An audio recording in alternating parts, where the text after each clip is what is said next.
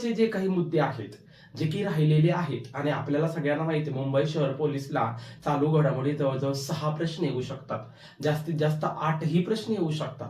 SRP आपला पण 4 किंवा 5 क्वेश्चन येऊ शकतात. आणि याची तयारी करत असताना भल्या मोठ्या चालू घडामोडीचे क्वेश्चन्स असतात, आणि इतकं सगळं पाठांतर आता राहिलेल्या कमी वेळात करणं आपल्याला शक्य नाहीये. म्हणूनच लेक्चरला तर आता तुम्ही काय येत नाही, बरोबर. आणि म्हणूनच आपण युट्यूब हे माध्यम आता निवडलं आहे की जेणेकरून दररोजचे फक्त तुम्हाला 15 मिनिटं लेक्चर पाहायचं आहे, आणि त्याच्यातून परीक्षेला येणाऱ्या अत्यंत महत्वाच्या चालू घडामोडीचे प्रश्न आपण कव्हर करणार आहोत. तर त्याचा आज त्याच सिरीजचा पहिला भाग आपण सुरू करत आहोत. कारण आता अभ्यास करताना काय होणार, तुमच्याकडे चालू घडामोडीचं कोणतंही पुस्तक असेल तर त्या पुस्तकामध्ये बऱ्यापैकी कंटेंट हा मागच्या वर्षीचा असणार आहे, फार फार तर जानेवारी महिन्यापर्यंतचा असेल. आणि आता तुमचा पेपर होणार आहे एप्रिल महिन्यामध्ये. बऱ्यापैकी मार्च महिन्याच्या चालू घडामोडी किंवा मार्च महिन्यातील महत्वाचे प्रश्न हे त्यातून वगळले जाणार आहेत, आणि याच्यावर देखील प्रश्न येणार आहेत. प्रामुख्याने आपण 15-15 मिनिटांच्या सिरीजमध्ये तेच प्रश्न कव्हर करण्याचा प्रयत्न करणार आहोत. तर आता लक्षात घ्या, आपल्याला पुण्याला प्रश्न आला होता की सध्या कुठं कुठे युद्ध चालू आहे. अमेरिका आणि इराण माहित होतं, इस्रायल आणि इराण माहित होतं, परंतु रशिया आणि युक्रेनचं युद्ध आत्ताही चालू आहे आपल्याला माहितच नव्हतं. अगदी त्याच पार्श्वभूमीवरती अजून 2 देशामध्ये युद्ध चालू आहे सध्या. ते कोणते देश असतील तर ते देश आहेत पाकिस्तान आणि अफगाणिस्तान. मग आपल्याला हाच प्रश्न येईल की पाकिस्तानने अफगाणिस्तानवरती जे आक्रमण केलेलं आहे किंवा त्यांच्यात जे युद्ध चालू आहे, तर पाकिस्तानने त्या ऑपरेशनला काय नाव दिलेलं आहे, तर पाकिस्ताननं काय नाव दिलेलं आहे, ऑपरेशन गजब लील हक. प्रत्येकानं हे जे काही दिसत आहे ते लिहून घ्यायचं, किंवा याचा स्क्रीनशॉट काढून तो जरी वाचला पेपरच्या आधी तरी सुद्धा चालेल. तर तुम्हाला प्रश्न परीक्षेला हाच येऊ शकतो, कारण आता रशिया युक्रेन युद्धावरती जर ते प्रश्न विचारू शकतात, इस्रायल इराण अमेरिका इराणवर प्रश्न विचारू शकतात, तर राहिलाय कोणता प्रश्न, एकच राहिलेला आहे, पाकिस्तान आणि अफगाणिस्तान युद्ध, ऑपरेशन कोणतं, गजब लील हक. येते लक्षात. अगदी त्याच पद्धतीनं रणजी करंडक स्पर्धा, तुम्हाला सिंपल प्रश्न येईल. सध्या मला वाटतं याच महिन्यामध्ये रणजीची फायनल झालेली आहे, तर रणजी करंडक स्पर्धा ही कुठल्या राज्यानं जिंकलेली आहे, बरोबर, असा तुम्हाला कदाचित प्रश्न येऊ शकतो. किंवा रणजी करंडक स्पर्धा कोणी जिंकली, तर काय निवडायचं आहे तुम्हाला तिथं, रणजी करंडक स्पर्धा जम्मू काश्मीरने जिंकलेली आहे, लक्षात घ्या. मग असाही प्रश्न येऊ शकतो की रणजीचा विनर यंदा कोण आहे, जम्मू काश्मीर, बरोबर. मग ह्या जम्मू काश्मीरच्या टीमचा कर्णधार कोण होता, तर कर्णधार होता पारस डोगरा. पारस हे नाव इथं अत्यंत महत्वाचं आहे. त्याच पद्धतीनं रणजी करंडकचा उपविजेता विचारू शकतात. आपण पाठ काय करू, जम्मू काश्मीर जम्मू काश्मीर जम्मू काश्मीर, आणि पेपरला कदाचित प्रश्न असाच विचारतील, रणजी करंडकचा उपविजेता कोण, आणि पहिलाच पर्याय देतील जम्मू काश्मीर. तर लक्षात घ्या, जम्मू काश्मीर हा विजेता आहे. उपविजेता म्हणजे जी टीम फायनल हरली त्याला काय म्हणायचं, उपविजेता. मग उपविजेता कोण आहे इथं, कर्नाटक हे राज्य काय आहे, उपविजेता आहे. विजेता आहे जम्मू काश्मीर. येते की लक्षात. कितवी आवृत्ती होती, तर ही जी आवृत्ती होती ती 91वी आवृत्ती होती. आणि आतापर्यंत मला वाटते सर्वाधिक रणजी कोणती टीम जिंकली असेल तर ती मुंबई जिंकलेली आहे, हेही महत्वाचं आहे. समजतंय. आता एक दिनविशेष आपल्याला विचारतात, म्हणजे विचारतात मार्च महिन्यामध्ये कोणता दिनविशेष महत्वाचा आहे, तर राष्ट्रीय सुरक्षा दिन. तारीख पण इथं महत्वाची आहे. मार्च महिन्यातील कोणती तारीख आहे, 4 मार्च, राष्ट्रीय सुरक्षा दिन. त्यानंतर महाराष्ट्राचे राज्यपाल, मला वाटते कदाचित हे 23वे राज्यपाल असतील महाराष्ट्राचे, एकदा चेक करून घ्या 23वे आहेत की नाही. महाराष्ट्राचे 23वे राज्यपाल कोण आहेत, जिष्णुदेव वर्मा, बरोबर. आता हे तुम्ही पाठ केलेलं आहे, जिष्णुदेव वर्मा, जिष्णुदेव वर्मा. इथं प्रश्न असा विचारतील, जिष्णुदेव वर्मा यांचं राज्य कोणतं, तर ते राज्य काय निवडायचं आहे तुम्हाला, त्रिपुरा. कदाचित अजून अवघड प्रश्न करायचा तर ते काय म्हणतील, जिष्णुदेव वर्मा हे त्रिपुराचे मुख्यमंत्री होते.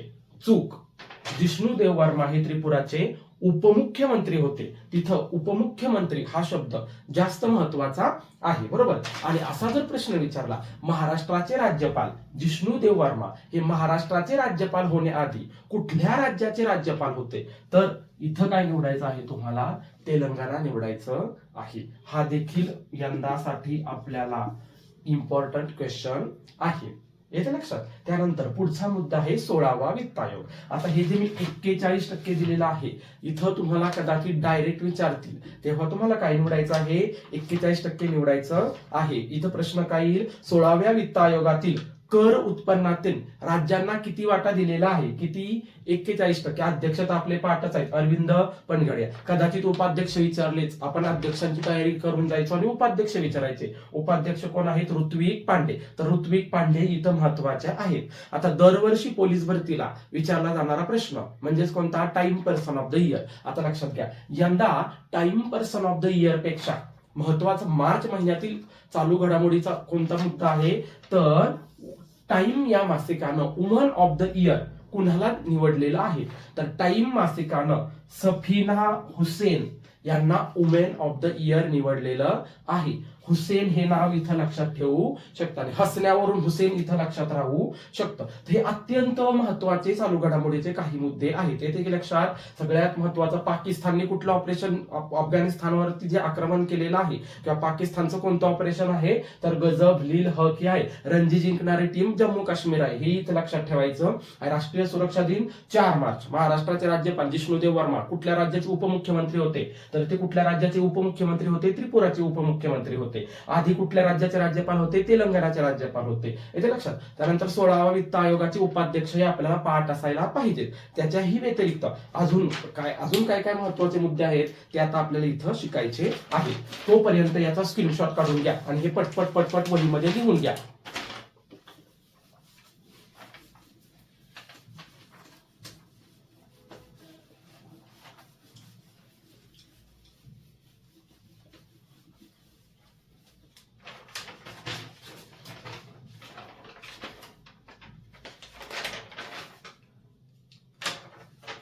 त्यानंतर सगळ्यात महत्वाची गोष्ट, जिष्णुदेव वर्मा हे महाराष्ट्राचे राज्यपाल. आता आपल्याला भारतातल्या पहिल्या महिला मुख्यमंत्री मागच्या पेपरला विचारून झालेला आहे. रविवारच्याच पेपरला मला वाटतं प्रश्न आला होता. अगदी त्याच धर्तीवरती भारताच्या पहिल्या महिला राज्यपाल कोण, असा जर प्रश्न आला तर उत्तर लिहायचं सरोजिनी नायडू. आणि महाराष्ट्राच्या पहिल्या महिला राज्यपाल कोण, तर तेव्हा उत्तर काय लिहायचं? विजया लक्ष्मी पंडित.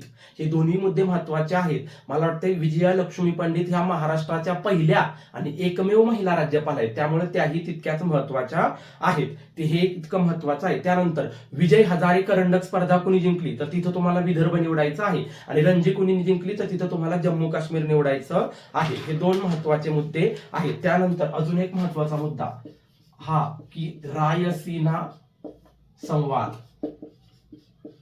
कुठे झाला, असा जर प्रश्न विचारला तर काय निवडायचं आहे? रायसीना संवाद हा दिल्ली येथे झालेला आहे. त्यानंतरचा एक अत्यंत, ज्याला मी VVIMP असं नाव देईल, कारण आता सध्या 2026 ची काय होणार आहे? जनगणना होणार आहे. मग या 2026च्या जनगणनेमध्ये शुभंकर म्हणून 2 निवडलेले आहेत. तर ते कोणते कोणते आहेत? तर त्यांचं नाव महत्वाचं आहे आपल्याला, प्रगती आणि विकास. हे खूप महत्वाचं आहे. देशाचे गृहमंत्री अमित शहा यांनी याचं अनावरण केलेलं आहे. आपल्याला प्रश्न येईल शुभंकर, तर त्यात कशाचे? 2026च्या जनगणनेचे काय निवडायचे? प्रगती आणि विकास, हे शुभंकर निवडायचे आहेत. आणि अजून एक शेवटचा मुद्दा जो अत्यंत महत्वाचा आहे, कारण आपल्याला एक ट्रेंड आहे भरतीला, एक प्रश्न येतो कशावरती? पुतळ्यांवरती, बरोबर की नाही? आता अजून एक पुतळा तयार करण्यात आलेला आहे, त्याचं नाव आहे बघा, बलिदानाचा पुतळा. त्यामुळे हे देखील लक्षात ठेवा. प्रश्न येईल तुम्हाला, बलिदानाचा पुतळा कुठे उभारण्यात येणार आहे? तर ते ठिकाण लगेच लिहून घ्यायचं, अमरावती. समजतंय का? म्हणजेच काय? बलिदानाचा पुतळा याच्यावरती जर प्रश्न विचारला तर अमरावती. आता लगेच हा गैरसमज करायचा नाही, अमरावती म्हणजे महाराष्ट्रातली अमरावती की काय? अजिबात नाही. अमरावती कुठली? तर ही जी अमरावती आहे ही आहे आंध्र प्रदेश. समजतंय? हा सुद्धा मुद्दा अत्यंत महत्वाचा आहे. बलिदानाचा पुतळा कुठं आहे? आंध्र प्रदेशमध्ये, अमरावतीमध्ये आहे. आणि कोणाचा आहे ते जर विचारलंच तुम्हाला तर लक्षात घ्या, पोट्टी श्रीरामल्लू यांचा तो आहे, ज्यांची कितवी जयंती होती? तर 125वी जयंती होती. आणि किती फूट पुतळा आहे? तर 58 फूट पुतळा आहे. इतकं सगळं महत्वाचं आहे, येते लक्षात. तर हे सुद्धा आपल्याला येणाऱ्या SRPFच्या भरतीसाठी किंवा मुंबई शहर पोलीस भरती असेल, ठाणे शहर पोलीस भरती असेल, मीरा भाईंदर पोलीस भरती असेल, या सगळ्यांसाठी हे महत्वाचं आहे. रायसीना संवाद कुठं झाला? दिल्ली येथे.